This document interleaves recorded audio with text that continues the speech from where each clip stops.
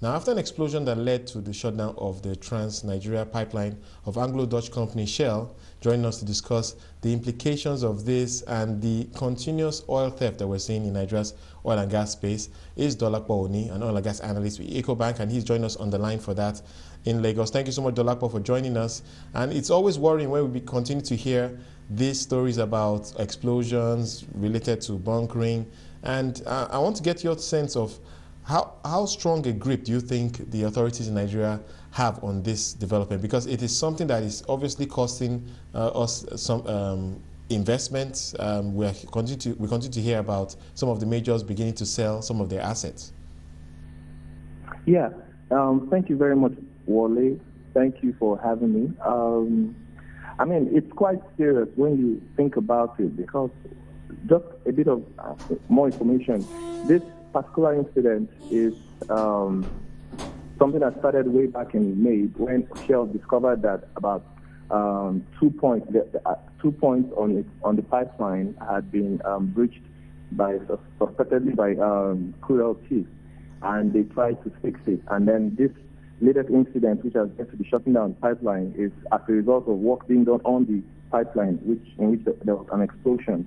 And this particular series of pipeline attacks in Nigeria in recent months have started to create some sort of uncertainty about supply of crude oil from Nigeria, which is beginning to affect our premium on the Brent. So we're seeing some reaction from the market, in which the differential which Nigerian crude typically enjoys on the Brent is beginning to reduce. And prices for Nigerian crudes are beginning to drop in the market. So I think the government is noticing that, and they're fighting it on several fronts. There's been attempts to classify stolen crude oil from Nigeria as blood oil. There's been attempts to engage other oil importing countries to, desist from patronizing any suspected illegal oil from Nigeria. And then there's been the JTF, the Joint Task Force in the Niger Delta, closing down the illegal refineries, which are also part of the problem in the Niger Delta. Right. I mean, let's talk a bit about what is happening locally, because what I hear recently is that there is actually an illegal oil refining cartel, if you like, in Nigeria these days, coming, of course, getting fed from the bunkered oil. So talk to us about that and what exactly is going on in that space. Exactly. It's a serious situation where you have dozens and, in fact, hundreds of these illegal refineries in the Niger Delta who actually get the illegal crude, who actually bunker these pipelines and actually, take out the crude and locally refine it. It's a crude refining, but it yields high quantities of diesel, which is then sold in the local market as it's called the Asari brand of diesel, and it's very high sulfur. It contains high sulfur. It's not stable. It's highly flammable, and it doesn't meet any of the standard specifications for diesel that is sold in the market. But it's patronized, and it gets, because the feedstock is, of course, sourced very cheap. It's illegal. It's stolen. It's easy for the refiners are making some tangible profits on it, and that's a reality in the Niger Delta, which the JTF is really trying to close down. All right. What's your sense of the posture of the international oil companies right now about Nigeria?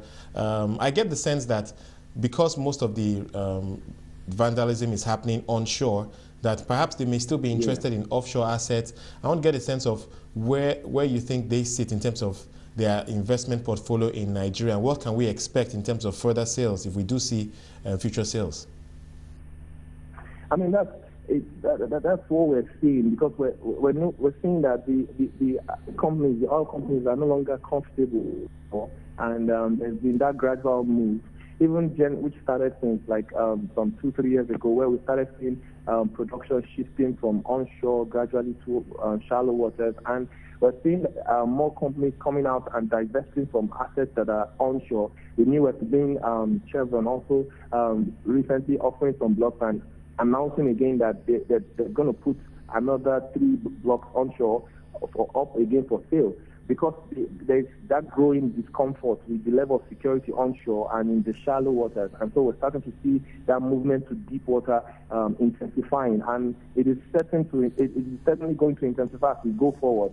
We're going to see more of these onshore assets that are in suspected areas where the oil theft is stronger or that are more susceptible to this oil theft.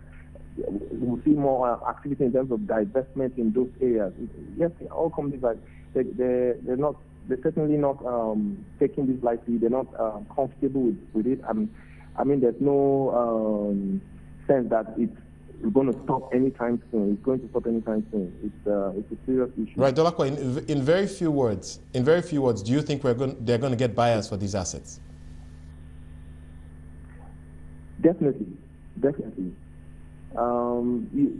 Okay. More local buyers or foreign buyers, your sense? Yes, local buyers. I expect to see the indigenous companies interested in picking this up. Well, it's certainly a worrying trend. Sorry, I have to jump in there, Dolapo, because we have to go to a break now, but it's certainly a worrying trend that we hope that the authorities can come to grips with. Thank you so much for joining us, Dolapo Oni from Ecobank.